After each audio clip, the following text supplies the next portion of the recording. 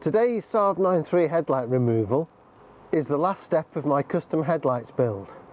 I'm going to show you how to swap this Saab 9.3 headlight upgrade for this original Saab 9.3 headlight. This upgraded headlight is exactly the same as a standard headlight. I've not modified the externals at all. So stay tuned and let me show you how. If you're going to be removing and replacing both headlights, then you will need to remove the whole bumper from the car. Now, I have already done a detailed bumper removal video. I'll link to it up above. But if you're just replacing one headlight like I am today, remove the 6 clips across the top of the bumper here, the middle and the nearest to the headlight screw under here, the 3 screws that hold the bumper to the wheel arch liner.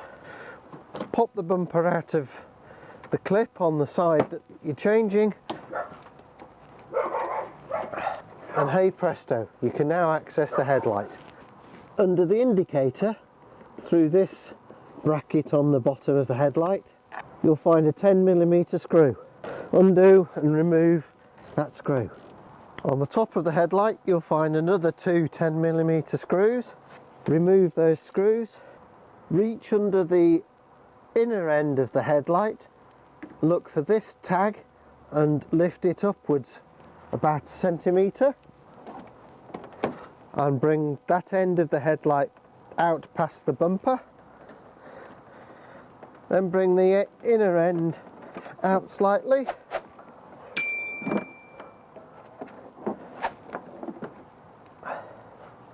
In my case I need to remove the indicator holder because the decoder box is strapped to the aircon pipes. Bring the headlight forwards and you'll see the main connector for the headlight.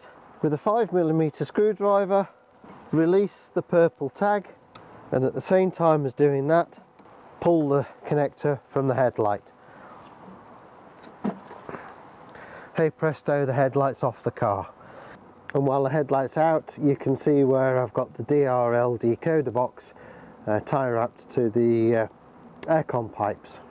With the headlight off, you can see that this feature on the casing hooks over this bolt here, and this plastic blade locates just this side of the washer against the hex nut. Also, this pin moulded into this bracket on the bottom of the headlight underneath the indicator pushes into that hole there just above where the bolt goes. Putting the headlight back in is of course the reverse of removal, making sure to keep these fixing tags on top of the locking platform and reaching under to make sure that the other locator is in place. Remake the harness connection and that the pin goes through its hole below. Put the bottom 10mm screw in first, followed by the top 2, and lift the bumper back into place.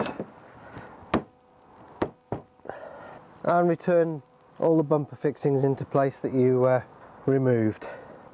Et voila! One custom headlight fitted to the car. Now all remains is to adjust the beam. If you got value from this video, please give it a like down by the title, and I'll see you for the next one when I take these out to test them in the lanes.